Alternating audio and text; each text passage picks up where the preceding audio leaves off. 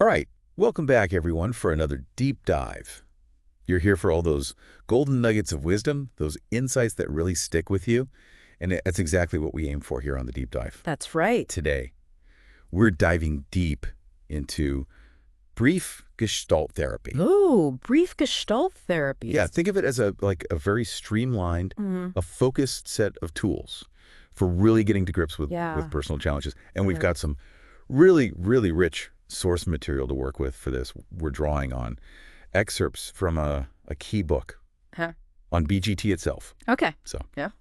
our mission today is to pull out those core ideas, the practical benefits, and really understand how this approach can offer, like rapid yet meaningful progress in therapy. That's right. Yeah. I mean, we're going to cut through the complexities and get straight to the heart of what BGT is and what it can do for you. Yeah. Even when we're working with a limited time frame. Okay, so let's get right into it, brief Gestalt therapy. What's the elevator pitch? What is it? Now, that word brief, might make you think of strict session limits.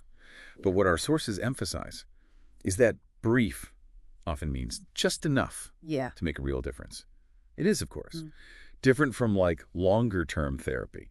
That would be needed for, deeply rooted issues. Yeah, that's a key point, I think. It's not always about just like a rigid number of sessions. Yeah. What's really interesting is that there's evidence to suggest that brief interventions can be surprisingly effective, even in situations that seem incredibly challenging. The book mentions studies, even going way back to Fish and Schlanger in '98, and Klerman and colleagues in '84, showing that brief therapy, kind of analogous to Gestalt's dialogic method, can help with things like alcoholism, paranoia, delusions, even severe depression. Wow, that's pretty powerful. I mean, It really makes you think about the potential for focused work, doesn't it? Yeah, it really does.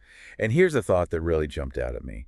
The book argues that brief therapy is like a great test for any therapy method and the therapist using it. Precisely because time is limited, it forces a focus on what truly works. Yeah, absolutely. It demands a real clarity and an efficiency in how the therapist approaches the work. Yeah. Okay, so when we think about what makes Gestalt therapy a good fit for this brief format, what are the foundational ideas that make that possible? Well, the first thing that comes to mind for me is this concept of holism, which you might hear called the indivisibility of organism and environment. So think of it like this. You can't understand a fish without understanding the water that it swims in. Right. BGT emphasizes that your challenges aren't isolated. They're deeply connected to your environment and your relationships. Yeah, that's a key insight, isn't it? Yeah, it is. Like, look at the bigger picture, not just the isolated problem. Exactly. That interconnectedness is really fundamental. Another core principle that the source material really stresses is cooperation.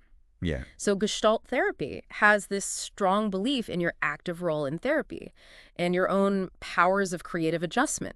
As Pearls and others wrote way back in '51, so it's about working with you, not doing something to you. Right. It's a partnership. It is, Yeah. And then there's the filler. Phenomenological method. Oh, yeah. This is about the therapist being really tuned in to their own reactions to you, the client. And they might even share what they're experiencing internally to help you become more aware of yourself.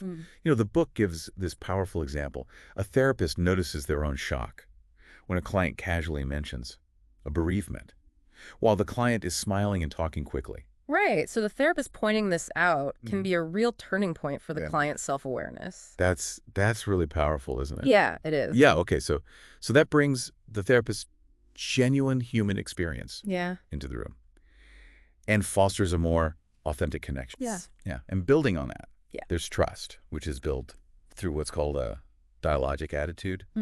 So the relationship itself becomes a primary tool for change.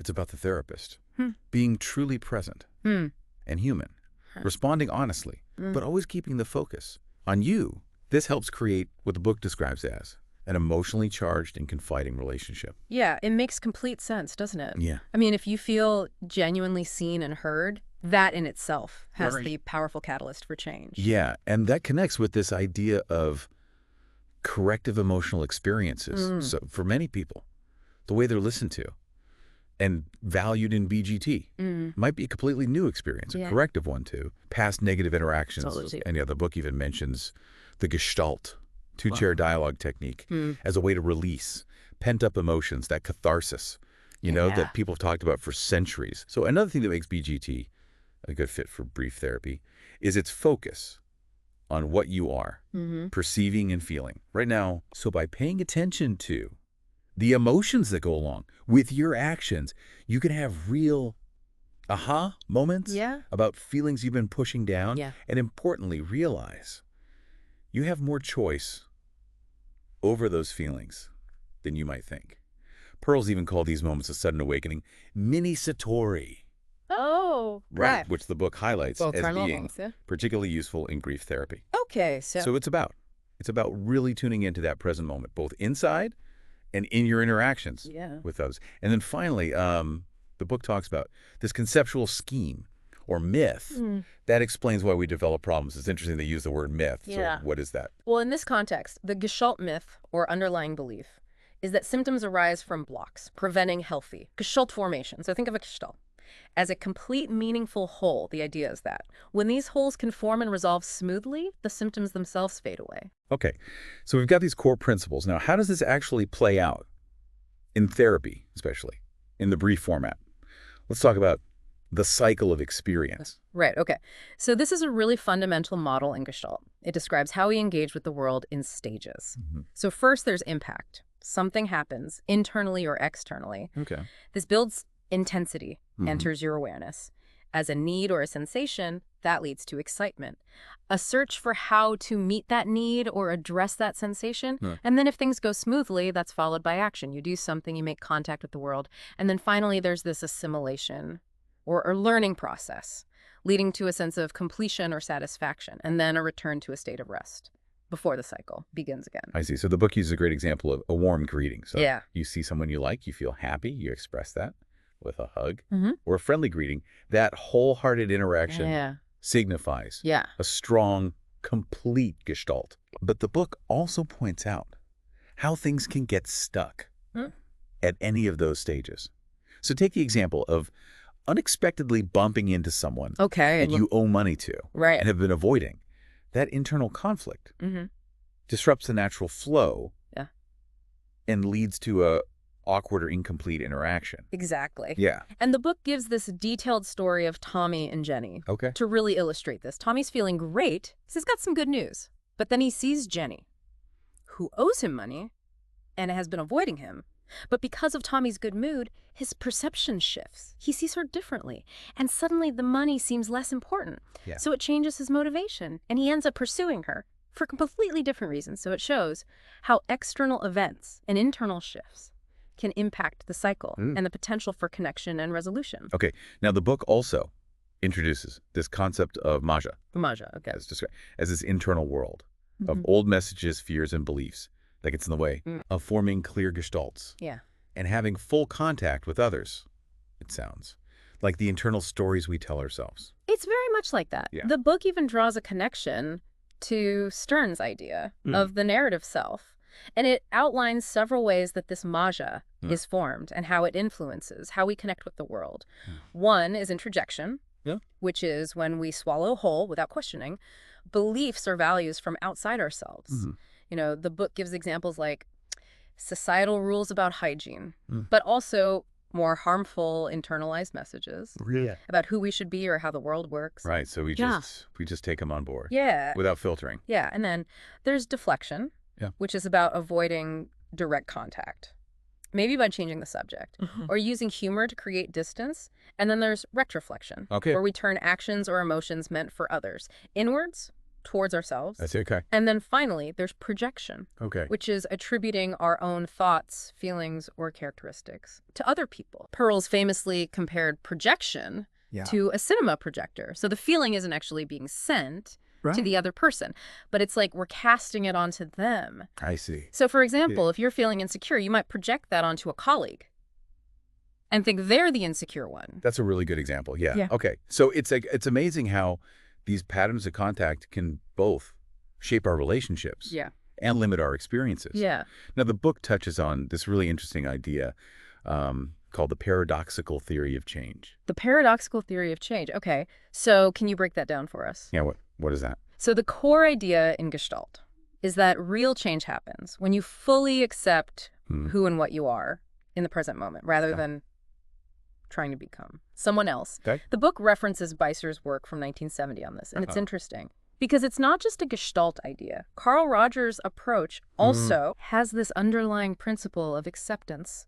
The book even shares this powerful anecdote about feminists who had an intellectual understanding of patriarchal issues for years, but then experienced this sudden emotional click that led to real personal change. That click sounds like a really profound moment. It's like a sudden gut level understanding that shifts everything. Yeah. But the book also makes the point that these dramatic breakthroughs aren't the only way change happens. No, they're not the only route, but they are significant. But there are other forms of learning that are happening in Gestalt therapy as well. So the book mentions what they call Aristotelian or mimetic learning.